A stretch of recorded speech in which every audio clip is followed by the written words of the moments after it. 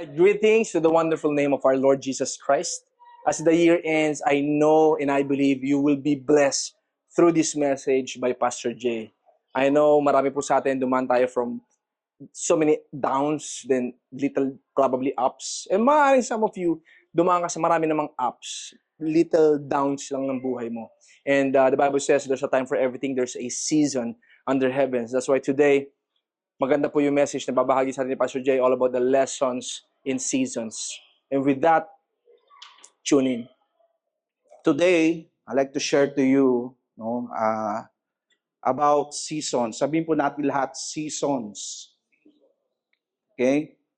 And I'm not talking about the Christmas seasons, but we will be talking about yung seasons ng ating mga buhay.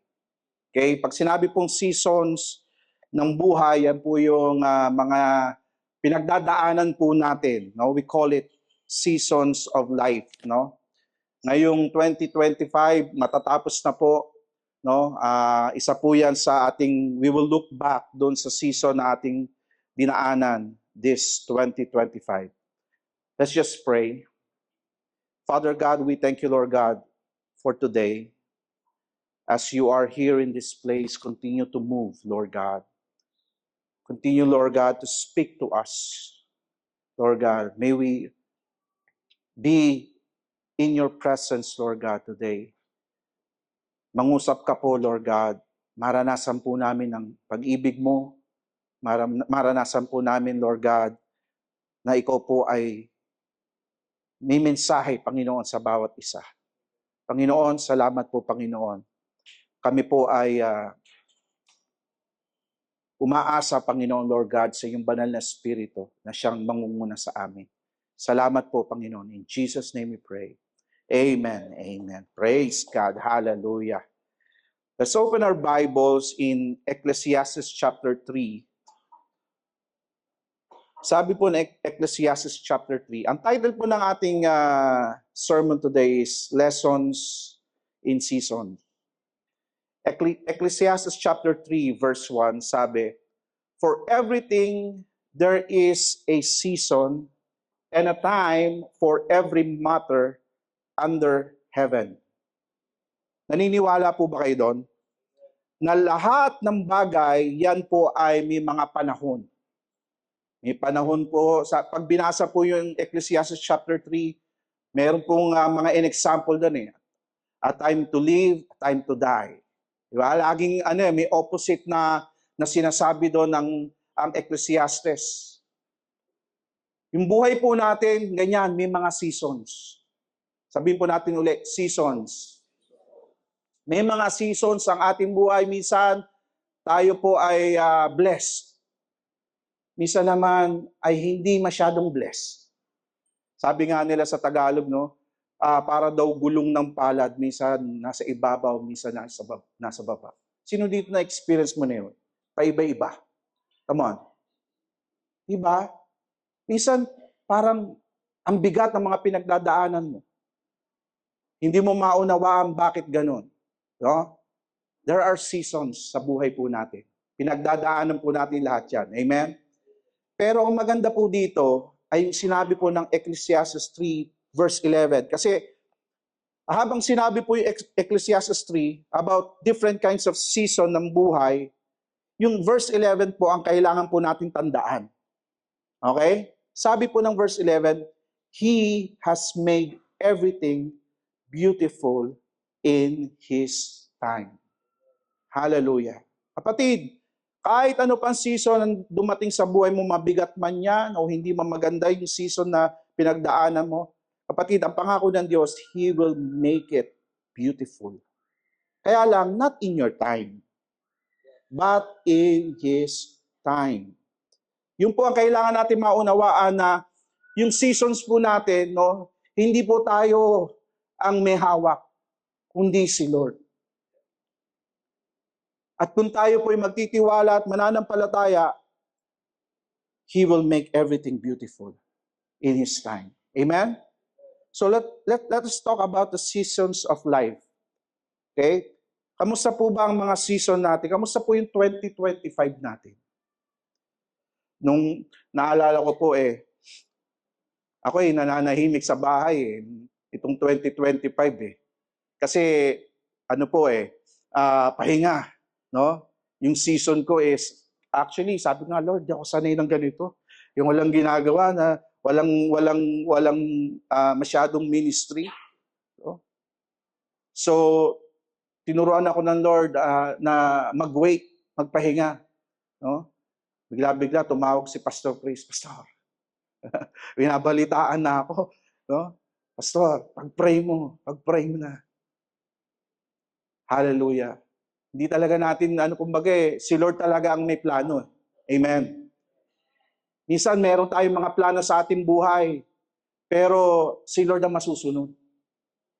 Minsan marami tayong gusto. Itong plano ko sa taong ito, itong plano ko sa ganitong lugar, sa ganitong panahon. Pero kapatid, si Lord ang may mas magandang plano. Kahit gaano pa kaganda ang plano mo, laging mas maganda ang plano ng Diyos para sa buhay mo. Amen? Hallelujah. Kaya ipagkatiwala mo sa Panginoon yan. Meron tayong seasons of victories. Sino dito naka-experience season of victories itong 2025? Breakthrough, yan, hallelujah. Pero meron din tayong mga seasons of problems. Sino dito nagkaroon ng mga mabibigat na problema noong 2025? Bakit yung nagtaas ng kamay ng victory kanina, ngayon din nagtataas ng problem? Ayos yun No? May seasons tayo ng storms. No? May bagyo. Yung iba, ang season natin, may trahedya. May tragedies sa ating buhay. Siguro, may may pumanaw sa ating mahal sa buhay, or nalugi, naubos. No? May mga ganyang season sa buhay natin, no? Na kung saan hindi natin inaasahan o hindi natin gusto, pero dumarating. Amen. Pero itong totoo, mga kapatid, anumang season ang dumating sa ating buhay, merong yan lessons. Merong tinuturo ang Diyos. Merong gustong mangyari ang Diyos sa buhay po natin na kailangan maunawaan natin, kailangan makuha natin para hindi po masayang yung buong taon natin. Amen? 2 Corinthians chapter 3, verse 18.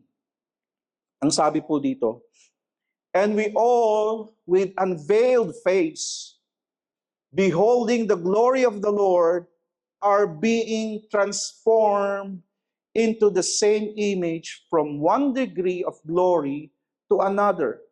For this comes from the Lord, who is the Spirit.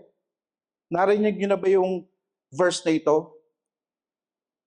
Tayo daw, mga kapatid, na nakakilala sa Panginoon. Tayo na kung saan ay nananampalataya at nagtitiwala sa Diyos. Tayo daw ay binabago. We're being transformed in the same image. Siyempre, image ni Jesus yun. Now, ang ginagawa ng Diyos is from one degree of glory to another. In other words, from glory to glory. Yan ang ginagawa ng Diyos sa buhay natin. In our seasons, meron pinagdadala ng Diyos sa atin. At ang pinagdadala ng Diyos is from one degree of glory to another degree of glory. Tandaan po natin ito, mga kapatid. Ang gusto po ng Panginoon, tayo po ay nag-a-advance sa ating buhay. No, hindi dun sa advance sa ating sweldo, kundi nag-a-advance sa ating buhay.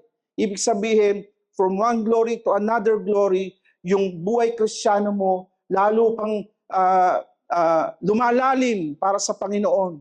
Ito po ang journey na gusto ng Diyos para sa atin. Sabi mo sa katabi mo na ito ang kalooban ng Diyos sa iyo. Hallelujah. Ito po ang journey natin. Ito po ang direksyon ng bawat isa sa atin. God is bringing us from one glory to another glory. Amen. Our journey as Christians should always be going forward, not backward. Kapatid, listen. Ang buhay Kristiyano, kapatid, hindi pa urong. Kailangan ito ay nag-a-advance, pasulong. Amen. At kailangan po natin makasabay doon sa pagkilos ng Diyos. Otherwise, tayo po ay may iwan. Pag ikaw na natili doon sa former glory ng buhay mo, nandun ka, nagmumukmok, dati ganito dati ganyan Sayang. Kapatid, hindi uusad. Hindi ka uusad. May ginagawa ng bago ang Diyos. Pero nandun ka pa rin sa dati. At nagmumukmok ka, sinasabi mo, sayang. Sana noon ganito, sana noon ganyan. Noon yun. May bago na. Amen? Kasi ang Diyos natin, ang gusto niya, from one glory to another glory. Hallelujah. Philippians chapter 3 verse 13 says, Brothers, I do not consider that I have made it my own, but one thing I do, forgetting what lies behind and straining forward what lies ahead. I press on toward the goal for the prize of the upward call of God in Christ Jesus. Amen. The Bible says, forget what lies behind. Kalimutan mo na kung ano yung nangyari noon. Sabi mo sa katabi mo, kalimutan mo na yun noon. Masyado ka lang na-stuck dyan. Hello? Masyado na tayo na-stuck dyan. Yan na lang laging iniisip mo. Yan na lang laging laman ng puso mo. Yung noon. Nalilimutan mo, may hinahanda ang Diyos na mas maganda. Amen. At yun ang gusto ng Panginoon. Sabi dito, no? Forgetting what lies behind and straining toward to what lies ahead. Merong pong inihahanda ang Diyos at merong nakahanda para sa'yo. Sabi dito, press on toward. Listen, hindi basta-basta mangyayari yan. Yung plano ng Diyos, ang gusto ng Lord, you need to press on toward. Kung ano yung hinanda ng Diyos. Di pwede, Lord, sige, upo na lang ako, wala akong gagawin. Kung anong sabihin mo, sige, kung ano yung plano mo, gawin mo na lang sa akin. Kapatid, gusto ng Lord, press on toward. Kung ano po yung pinapagawa ng Diyos sa atin. Press on toward the goal for the prize of the upward call of God in Christ Jesus. Hindi pwede tayong may stuck, kapatid, doon sa ating past mistakes. Sino dito nagkamali? Noon. Yan. Lahat naman tayo nagkamali. Tama? Lahat naman tayo nagkamali. Kala natin, yun yung tama para sa atin. Pero hindi pala yun ang kalooban ng Diyos. Lahat tayo nagkamali. Lahat tayo nagkaroon ng struggles sa ating mga buhay. Amen. Hallelujah. So normal pa po tayo kasi nagkakaroon pa rin tayo ng struggle. No? Pero tandaan po natin, merong goal na inanda ang Diyos eh. There is a prize, there is a race set before us. Pag tayo po nagkamali, the Bible says, wag na yan tingnan mo. Wag ka na doon sa dati. Merong nang inahanda, merong goal na kailangan ay maabot natin. Merong prize na nakahanda para sa atin. May ang ganda po nung sinabi dito eh. Sabi dito, toward the goal for the prize of the upward call. Isipin mo, pataas pa yun eh. Upward call eh. Amen? Ang gusto ng Lord doon ka eh. Taas ka na. Huwag ka dyan sa baba. Lagi ka nasa baba. Lagi ka nagmumukmuk dyan, naglulupasay. Dito ka sa taas. It's an upward call na pagkatawag ng Diyos sa atin. Amen. So dapat yun ang tanggapin mo. Dapat yun ang tawag dito, unawain mo na yun ang inhanda ng Diyos para sa iyo. In our life, we need to move forward with God. Importante po yun, you move forward with God. Not on your own strength, not in your own plans. Okay? Move forward with God because nandun siya. Kung nasa ng Diyos, dun tayo. Because God is always moving forward. Si Lord, lagi yan, naka-forward yan. Kailangan, kung nasa ng Diyos, dun din tayo. Amen. Kung saan ka dinadala ng Panginoon, kapatid, alam nyo, marami pong tao ganyan. Ayaw nila yung minsan pinagdadala ng Diyos sa kanila. I remember si Prophet Jonah. Si Jonah, kilala nyo? Yung nagtitinda sa baba. Ay, hindi yun. Si Jonah yung nasa Bible. Okay? Si Jonah, sabi ng Lord, punta ka Ninive. Sabi niya, ayoko. Ayoko, Lord. No? Nakipagtalo pa sa Panginoon. So ano nangyari sa kanya? Yung kanyang pakipagtalo sa Lord, no? Wala namang mangyayari. Lalo lang pahihirapan yung sarili, di ba? No? Yung buhay ni Jonah sa huli, sumunod din siya. No? Nangyari pa rin yung kalooban ng Diyos, yung plano ng Diyos. Kapatid, listen. Mahirap po na sumaway doon sa plano at kalooban ng Diyos sa buhay natin. You will find yourself nag-i-struggle lalo. Ang masama, you will find yourself fighting God kasi ayaw mo doon sa gusto niya. There are seasons in our life that we must all go through. There are seasons in our life we must all go through. Wala pong exempted. Hindi mo pwedeng sabihin, Lord, ayoko po ng mga season ng pagsubok. Hindi po pwede tayo mamili. Kung sana lang, no, kung pwede mamili, no, Lord, season of blessing lang, ha. Wala nang problema. No? Pero hindi tayo makakapamili, eh. Because our seasons has a purpose. And God allows it because it is for our good and it is for His glory. Kapatid, kailangan mo unawain, yung season na dinadala sa iyo ng Diyos, hindi para ikaw ay parusahan o ikaw ay pahirapan.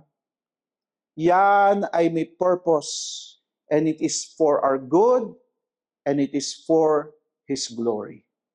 Amen? Hallelujah. So, 2025, matatapos na. 2026 na, bagong season na. Tanong ko, handa na ba kayo sa 2026? No, ilang araw na lang. No, 2026 na. Pero ang tanong, ano ba natutunan natin itong 2025? Itong season na ito. Okay? So, review natin, mga kapatid. Ano ba nangyari? So habang po tayo nakikinig nitong sermon na to, tingnan natin, let us look back. Ano ba nangyari sa akin nung 2025? No? Para maging handa ka for 2026. So, 3 lessons about your seasons. 3 lessons about your seasons. Una, learn from your seasons. Pangalawa, grow from your seasons. And pangatlo, prepare for the next season. Okay? Now, naunawaan natin na may purpose ang season natin. At ang gusto ng Lord, forward tayo. Amen? At ang gusto ng Panginoon, lahat ng ito ay kailangan pagdaanan natin because merong inihahandang maganda ang Diyos para sa atin. So una, learn from your season. Sabihin po natin lahat, learn from your season. Okay. Let us learn from our seasons. Tanong ko, 2025, what have you learned dun sa season mo? What have you learned? Malungkot pag wala tayong natutunan. No? Kung isang buong taon, no? Ano kaya natutunan natin ng 2025? Pastor, wala akong masyadong natutunan kasi blessed ako eh.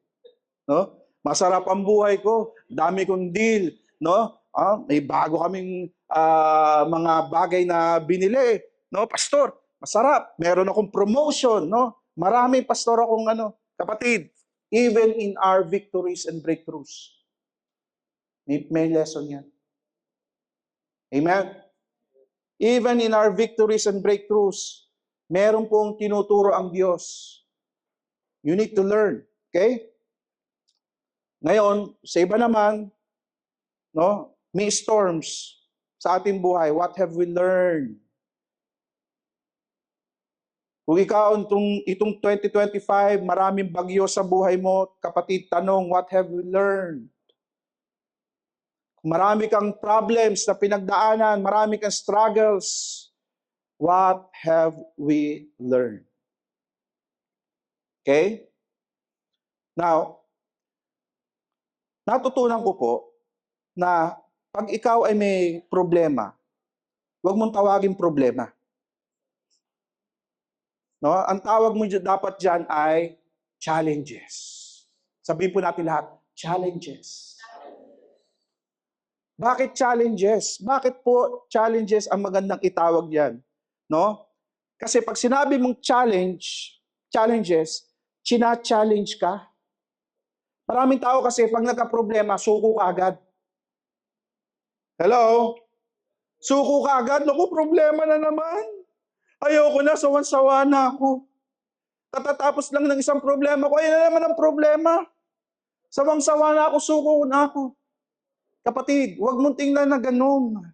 Ang tingnan mo, yan ay challenges lang. Pag sinabing challenges, kapatid, china-challenge yung faith mo. China-challenge po yung faith natin at china-challenge po yung ating relationship sa Diyos. That's the truth. Alam naman ng Diyos yung capacity mo. Listen. Alam ng Diyos yung capacity mo. Hindi ka bibigyan ng Diyos ng problema o pagsubok na hindi kaya ng capacity mo.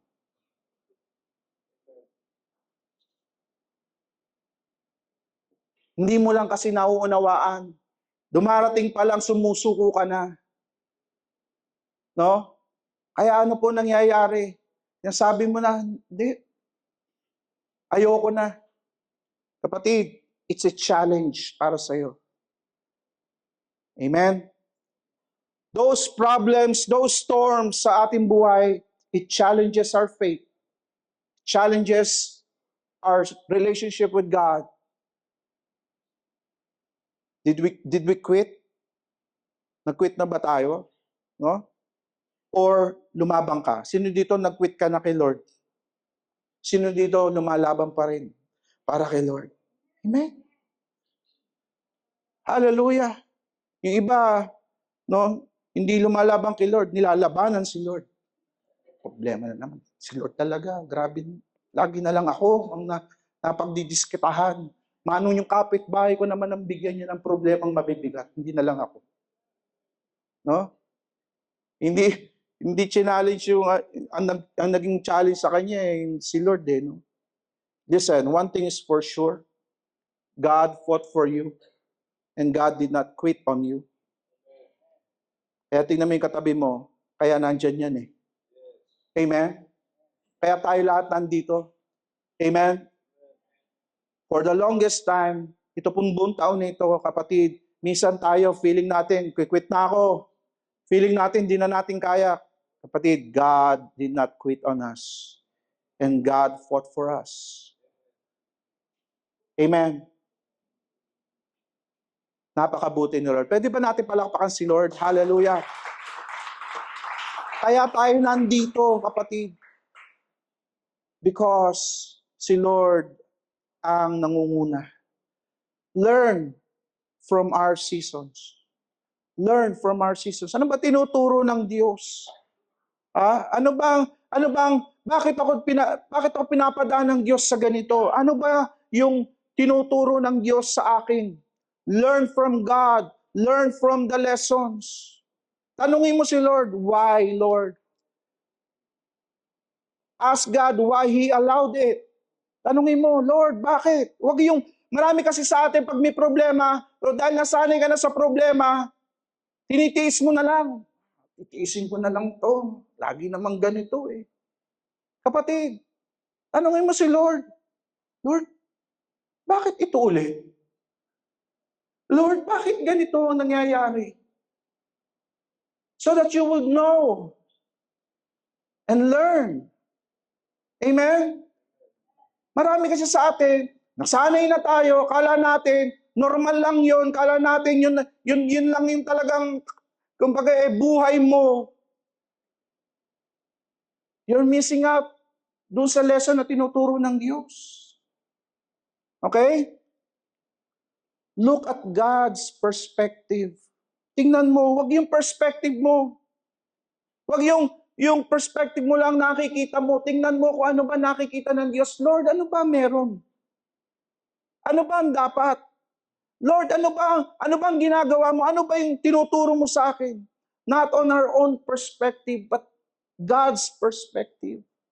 Tingnan mo, ano ba yung nakikita ng Diyos? Ano ba yung pinaplano ng Diyos? Kailangan matutunan natin yung ating seasons.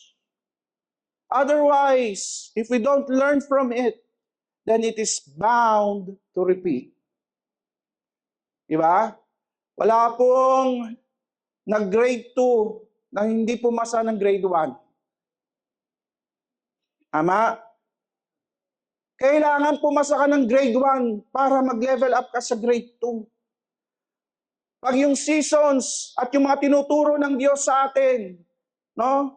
Hindi mo natututunan dahil hindi mo nakikita yung nakikita ng Diyos. Ayaw mong aralin kung ano yung tinuturo sa iyo ng Diyos, kapatid. Uulit ka lang. 2026, parang 2025 pa rin. Walang level up. Ang kalooban ng Diyos from one glory to another. Yun ang gusto ng pagdala sa atin ng Diyos. Amen? So learn. Learn from your sins. Kahit masakit, kahit mabigat. Ito po ay naranasan ko during my, I think, first or second year ng ministry, no, ng pagiging pastor ko. Naging pastor po ako 23 years na ako naging pastor. Hindi ko na maisip kung 2022, 2002, no? Nakalimutan ko na eh. Tagal na eh. Nung panahon pa yun ng mga dinosaur. Sobrang tagal. In my first year of ministry, talagang excited ako. Kasi, alam mo yun, para bang, dati kasi, ang first ministry ko po sa worship team. Tutug-tug-tug lang ako, puro pa-cute lang ako ginagawa ko sa church nun. No? Tapos, kumbaga nile-level up ni Lord eh. Napapansin ko eh, nase-set up ako ni Lord. No? Dati, yung youth ako, tutug-tug lang. Maya, ito na. Sabi sa akin, Brother Jay, pwede ka bang mag-lead ng prayer? Ba't ako? No? Yung mga kabataan, ayaw mapag-lead ng prayer. Ba't ako? No? Sunod-sunod, ito na, tatawagin ako ng Pastor, Brother Jay, pwede ka bang mag-share? Mag-share. No? Hanggang sa, Brother Jay, pwede ka bang mag-lead ng Bible study? Sabi ko nga, Lord, nakakalata na ako. Gusto ko lang tumugtog eh. No? Ay, masarap tumugtog eh. Yung pala, tatawagin ako maging pastor. No? Sabi ko na, kinakabahan na ako eh. No? Ay, wala pa naman akong plano at balak magpastor. No? Sabi ko, pero nung tinawag na ako maging pastor, Wala na akong magagawa eh. Mahirap makipagtalo kay Lord. No? Kaya sabi ko, yes Lord, papastor ako. So excited ako. Unang assignment ko po ay sa church sa Angono. Okay, nakapunta si Pastor Chris doon. Pero hindi mo inabutan yung may problema yung Angono. Nagka-problema po yung church namin sa Angono noon. Walang pastor, tapos ubos yung miyembro. Kaya sabi sa Pastor Jay, ikaw magpastor doon.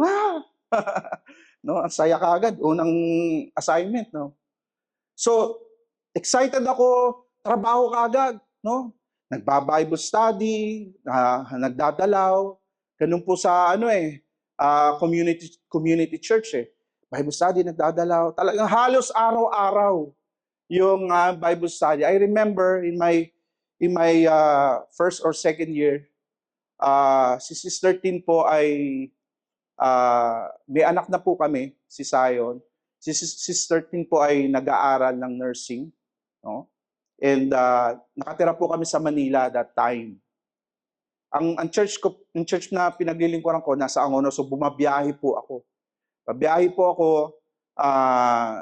from Manila sa Sampaloc, Manila, papunta pong Angono. Magmi-ministry, talagang tinotodo ko na para po hindi pa balik-balik eh.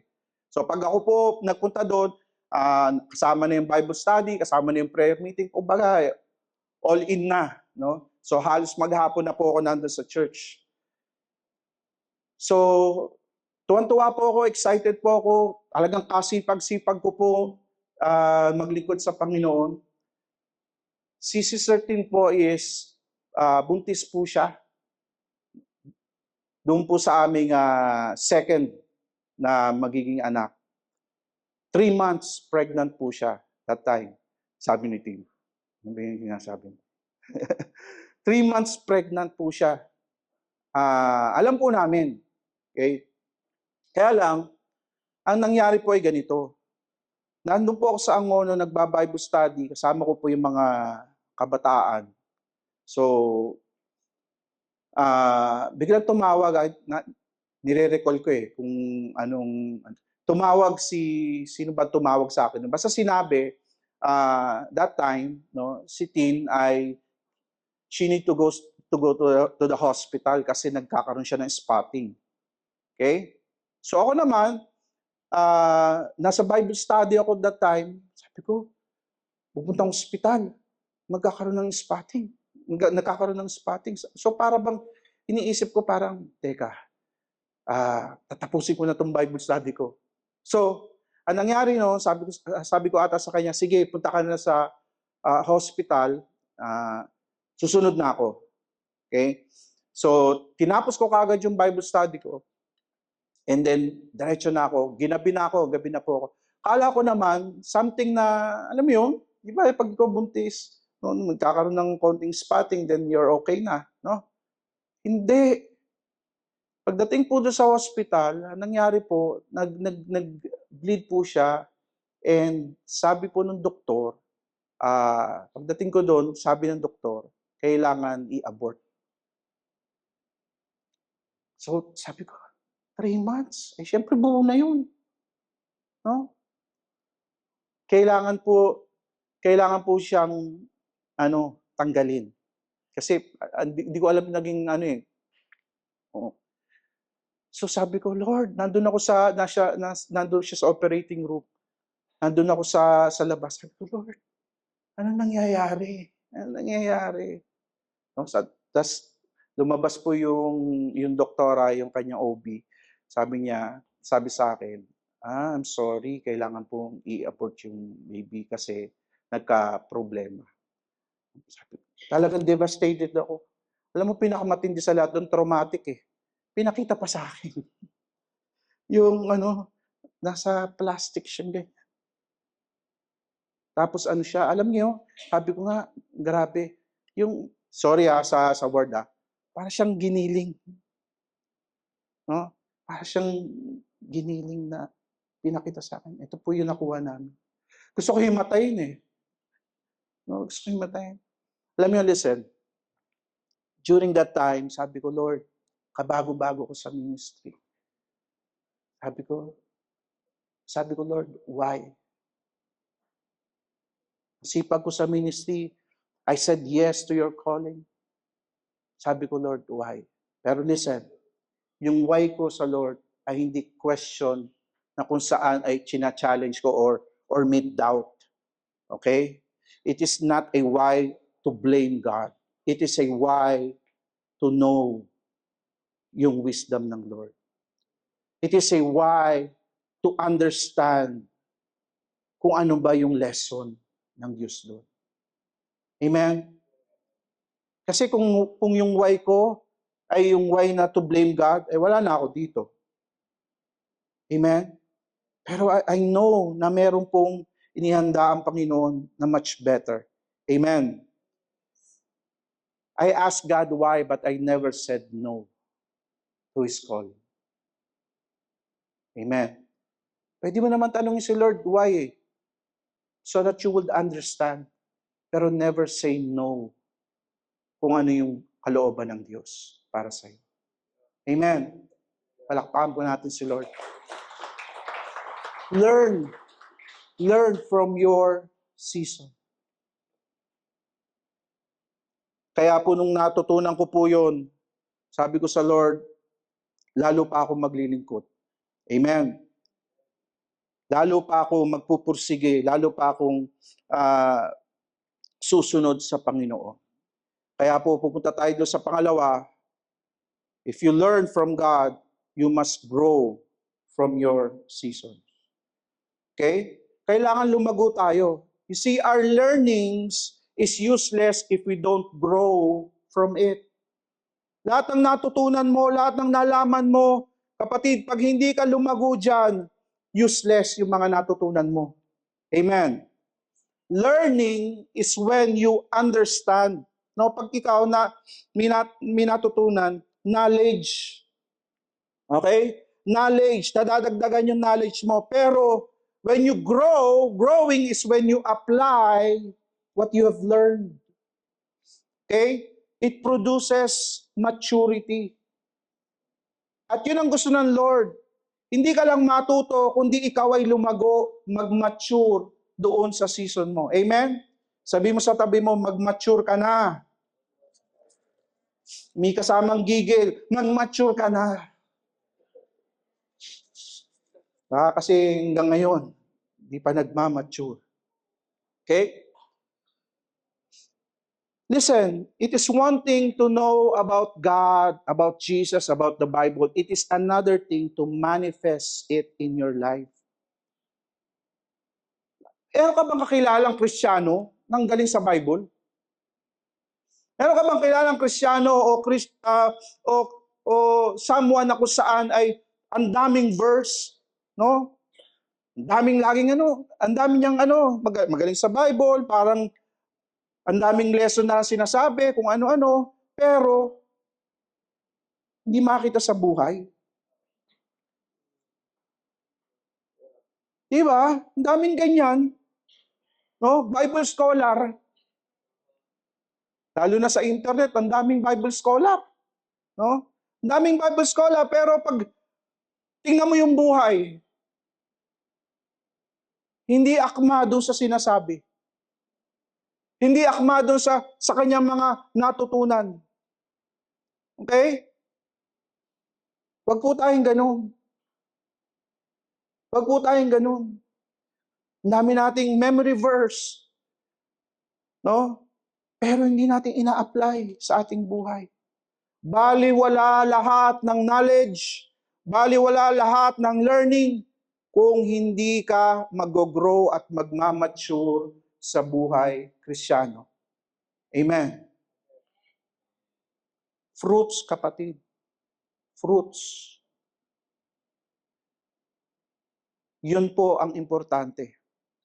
God wants us to be mature Christians and to have the right character, to have the fruits of the Holy Spirit.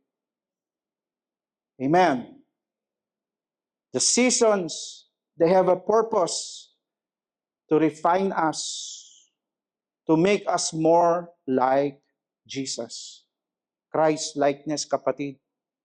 Okay? Yun yung sinasabi kanina ng 2 Corinthians 3:18. We are being transformed into His image. Yun yung verse natin kanina. Being transformed into His image. Masasayang yung season, kapatid, kung hindi tayo nagbabago, kung hindi po tayo natatransform at nagmamature sa ating buhay Kristiyano. Amen. Hallelujah. Romans 5. Sabi dito, not only that, but we rejoice in our sufferings, knowing that suffering produces endurance, and endurance produces character. Sabihin po natin lahat, character. Tandaan niyo po ito, character is important to God. Ulit, character is important to God. Kapatid, hindi po paramihan ng verse. Hindi na natin tatanungin kung nabasa mo ang Bible from cover to cover, from table of contents to the maps. No? Kasi inumpisa nun table of contents hanggang mapa, kabisado mo. Hindi po yun ang ating pwedeng pagyabang sa Lord. Character. Paano ka ba binago ng Diyos? Paano ba yung salita ng Diyos ay naging buhay mo? Character. Pastor, bakit importante yung character? Why? Because the essence of our soul, yan po yung character natin. Listen, yung ating kaluluwa, our soul and our spirit, yan po yung bumabalik sa Diyos. Yan po yung umuwi sa Diyos. Yung body, yung physical, naiiwan yan. Amen? Now, yung character po natin, napaka-importante niyan kasi kung ano yung character natin dito, yun din yung magiging character mo sa langit. Remember niyo yung story ni Lazarus and the rich man? Di ba? Pareho silang namatay. Pareho silang napunta sa afterlife. So, na-erase ba yung memory nila? No. Nakilala ni rich man si Lazarus. Amen? At lumabas pa nga yung karakter ni rich man doon. Biro mo, patay na si rich man Nandun siya sa head. Lumabas yung kanyang karakter. Ano yung karakter niya? Inuutusan niya si Abraham. Abraham, sabihan mo nga si Lazarus, isawsaw yung kanyang daliri doon sa tubig at ipatak sa akin kasi nauuhaw ako. Aba, bossing. Hello? Kaluluwa na, bossing pa. You see, hindi po nawawala. Nare-retain pa rin yung kaisipan mo, kilala mo pa rin. Kaya yung karakter, inaayos ni Lord. Kaya huwag kang magulat, kapatid, kung pakikialaman ni Lord yung personal mong buhay. Kasi siya yung personal mong Savior. Kaya pine-personal ka ni Lord. Hello? Pakikialaman ni Lord talaga yan. Yung lumalabas sa bibig mo, mga sinasabi mo, yung mga pinupuntahan mo. Hello? Yung mga tumatakbo sa isip mo. Yung mga kinikilos mo. Yung mga tinitingnan mo. Yung mga pinapamuhay natin. Doon mo malalaman yung karakter mo pag dumadaan ka sa season. No? Pag nadidiinan, doon lumalabas talaga yung laman. No? Pag nai-squeeze, doon lumalabas talaga yung totoong karakter. Minsan naman yung iba, pag maraming blessing, pag masarap ang buhay, lumalabas din yung totoong karakter. Diba? Kailangan po ayusin ni Lord yan. Ipaayos natin sa Panginoon. Kapatid, pag ikaw dinidil ng Diyos sa mga ugali na mali, paayos mo na. Bakit? inihahanda ka ng Diyos para sa langit. Amen? Kaya nga sabi ng Bible, wala daw magnanakaw ang pwede sa langit, wala daw sinungaling pwede sa langit. Bakit ba walang magnanakaw? Bakit ba walang sinungaling? Sipin mo, pagdating Diyos sa langit, sabi ng Bible, yung kalsada daw, ginto. No?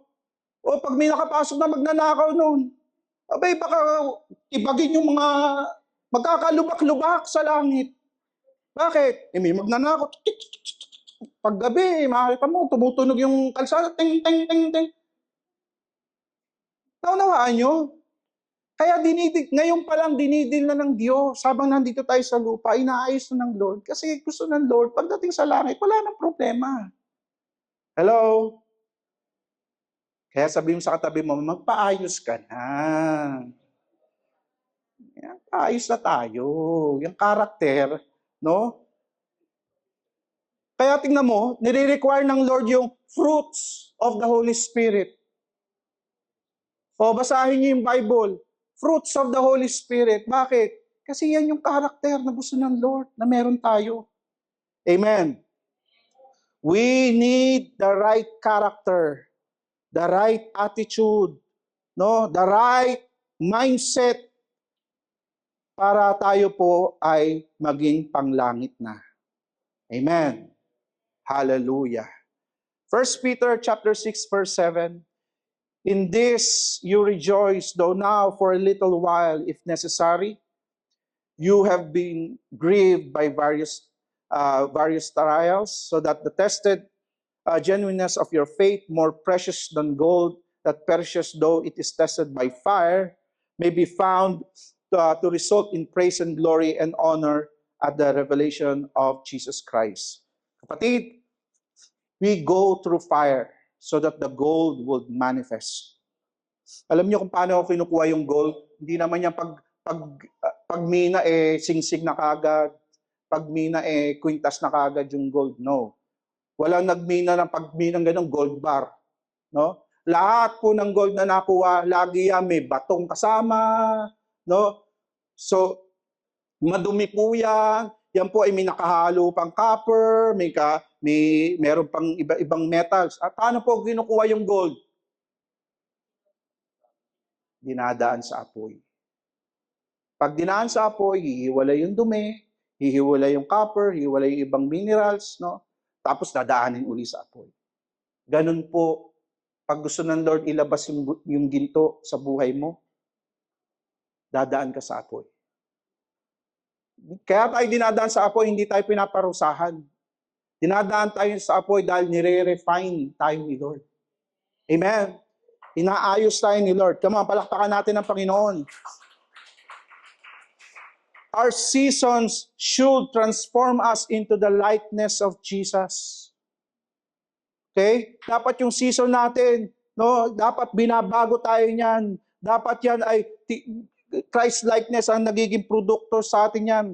Okay? Diyan tayo minamature ng Diyos. Hindi lang basta Sunday sermon, hindi lang tuwing Bible study, but more especially when we go through challenges and learn and grow from them.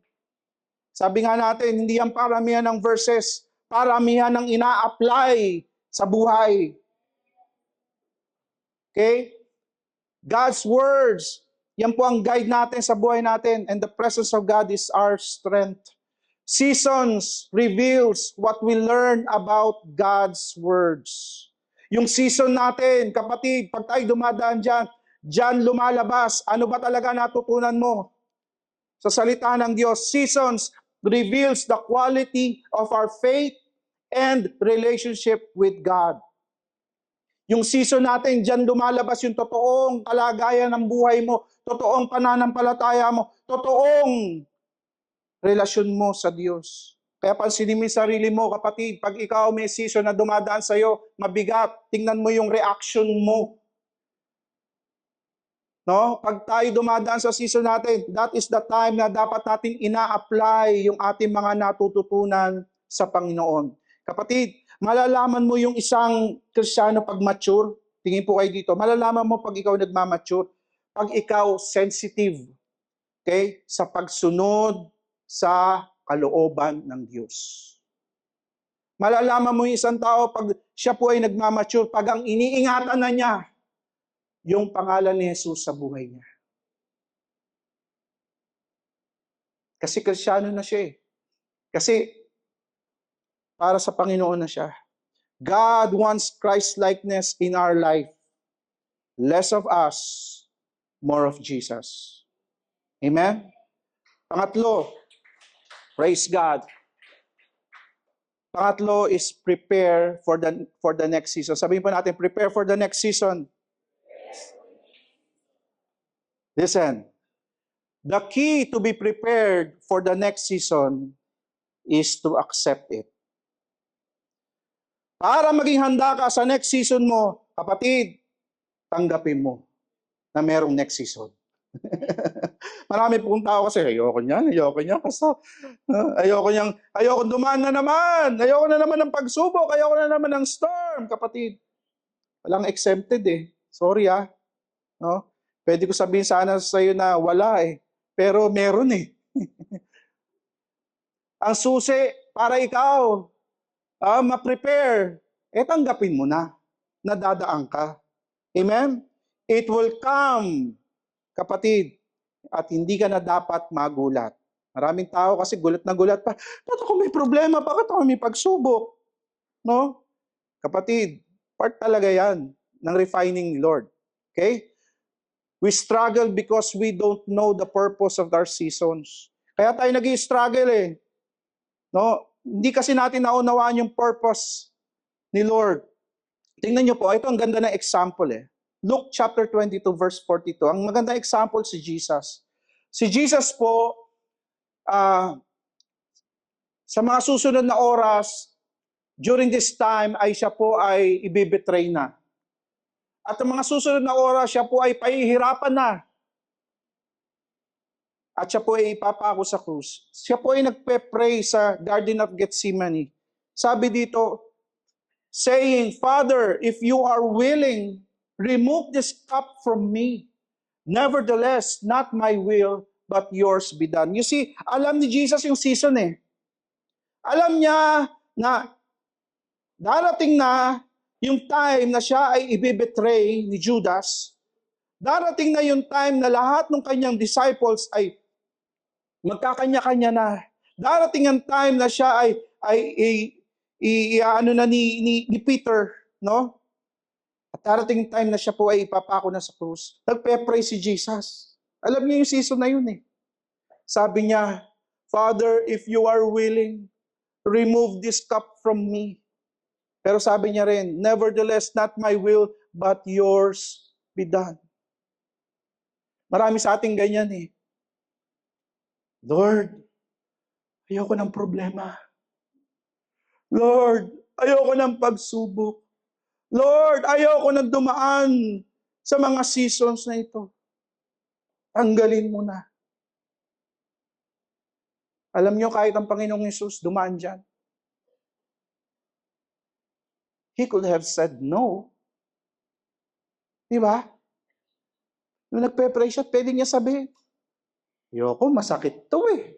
Mahirap to, Lord. Lord, uwi na ako. Pwede na siya tumakas eh. Bakit? Alam niya mangyayari. Tama? Dito pinakita yung kanyang human side ni Jesus.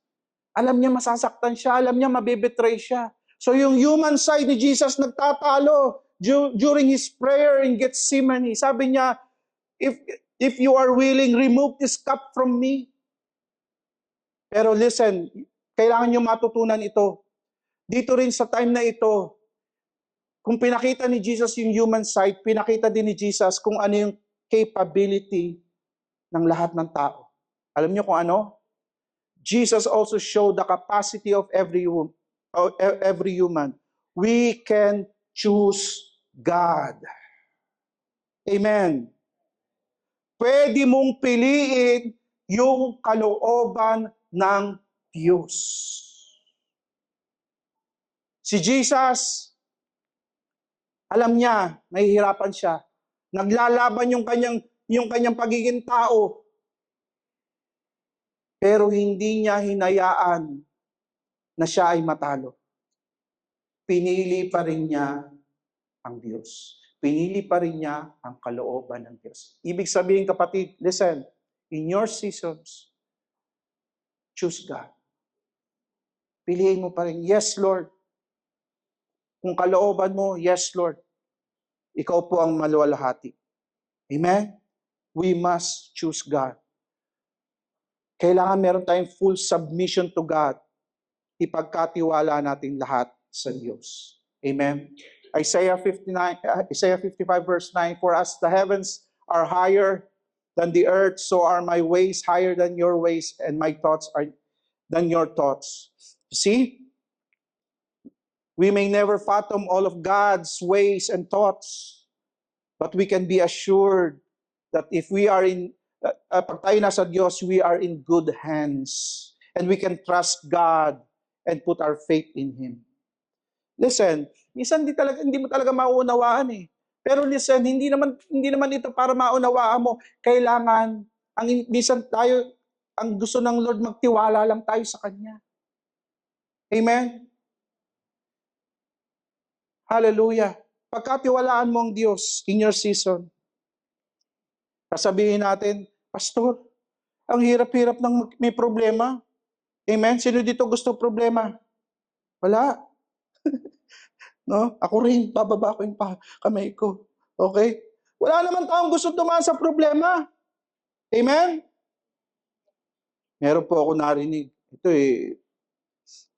mukhang nakakatawa pero totoo. Kasi alam nyo, ang kaaway na dyablo, no? Gusto niya ikaw ay magkaroon ng problema.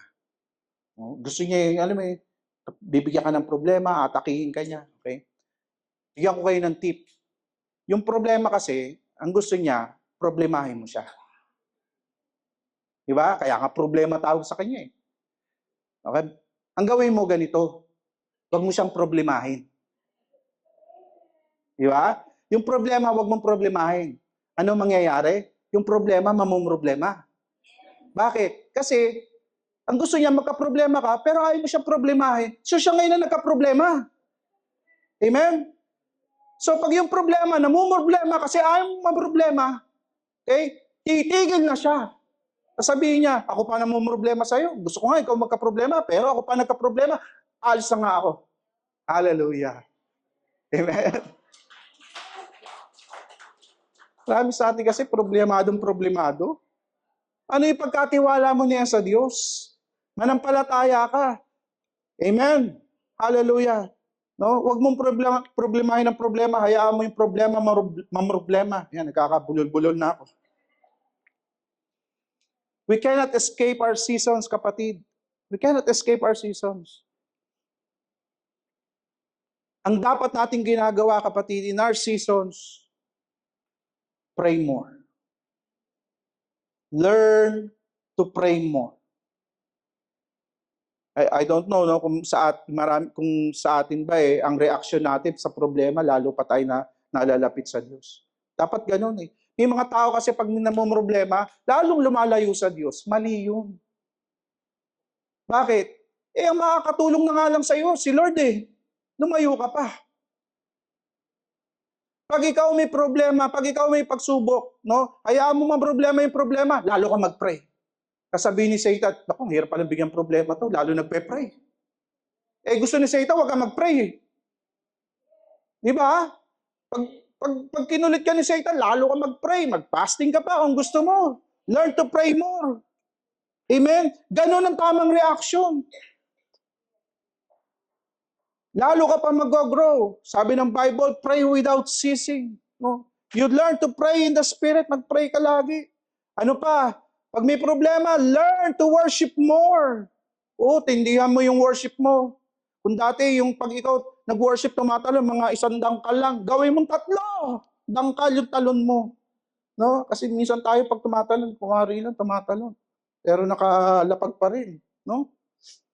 Learn to worship more. Be passionate sa iyong worship. Be passionate sa iyong worship. Okay? Hayaan mo yung iyong kaluluwa talaga tunay sumamba sa Panginoon. Pag ikaw nasa season mo, read the Bible more. Lalo ka pa magbasa ng Bible. Amen? Magbasa ka ng Bible, no, hanggat marami kang matututunan sa Panginoon. Amen. Hindi lang yung para sa sarili mo. Amen. Hallelujah. I will end now. Sabi ng iba, yes. Narinig ko eh. In the spirit, yes. Can I call just yung worship team?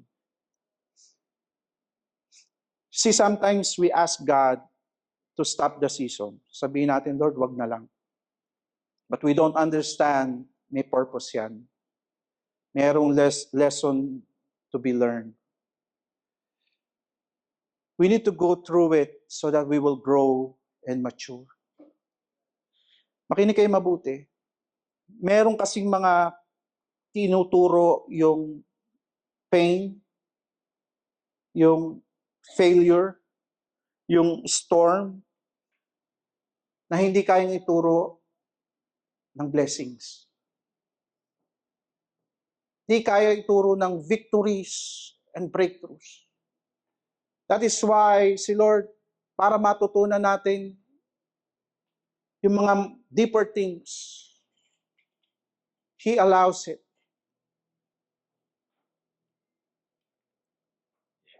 Wag ho tayo magalit sa Diyos. Amen? Wag ho tayo magtampo sa Diyos kung tayo po ay dadalhin ng Lord in our seasons. Listen, ito po ang katotohanan. God is in control. Sabihin po natin lahat, God is in control. In our seasons, He has a plan, He has a purpose. Hindi tayo pababayaan ng Diyos. Alam niyo, sa sobrang pagmamahal ng Diyos sa iyo, sabi po ng Isaiah 49:16, see, I have written your name on the palm of my hands. Kapatid, sa tingin mo ba, pababayaan ka ng Diyos? Ay, yung pangalan mo nga isinulat ng Diyos sa kanyang kamay. Sa tingin mo, yung problema mo, yung pagsubok mo, iiwan ka ni Lord?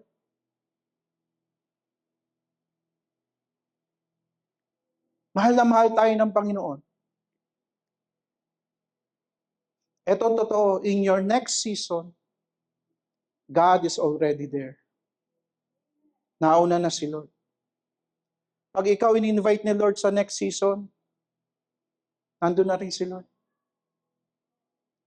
Nandun si Lord para alalayan ka, bigyan ka ng kalakasan, bigyan ka ng wisdom. That is why sabi ng Bible, He will never leave you nor forsake you. Tiwala tayo sa Diyos. Last verse, Hebrews 12 verse 2. Looking to Jesus, the founder and perfecter of our faith, who for the joy that was set before Him, endured the cross, despising the shame, and is seated at the right hand of the throne of God. Listen, nung si Jesus, sabi niya, not my will, Lord, but yours be done. Ipinako siya sa krus. Dumaan siya dun sa season na yun, kapatid. Pero alam mo paano nakayanan ni Jesus yon? Sabi dun sa binasa natin, no? Sabi dito, who for the joy that was set before Him endured the cross. He endured the cross. Why? Paano niya na-endure yung cross? Because there was a joy that is set before Him. Alam mo kung sino yung joy na yon? Tayo. Nung si Jesus po ay nakapako, masakit. Nararamdaman niya. Unti-unti na nawawala yung life sa kanya. Mapdi, lahat, buong katawan. Nahihirapan siya. Pero hindi yun ang tinitingnan niya. Alam mo, siya nakatingin sa bawat isa sa atin. Sabi niya, para sa mga anak ko to, at sa mga tatanggap, mananampalataya. Amen? Hindi siya nakatingin sa pinagdadaanan niya. Nakatingin siya doon sa magiging bunga ng pinagdadaanan niya. Bawat isa sa atin, tayo yung joy na nakita ni Jesus. Kaya na-enjoy niyo yun. Kapatid, problema lang yan. Si Lord, binigay niya yung buhay. Hindi ka iiwan ni Lord.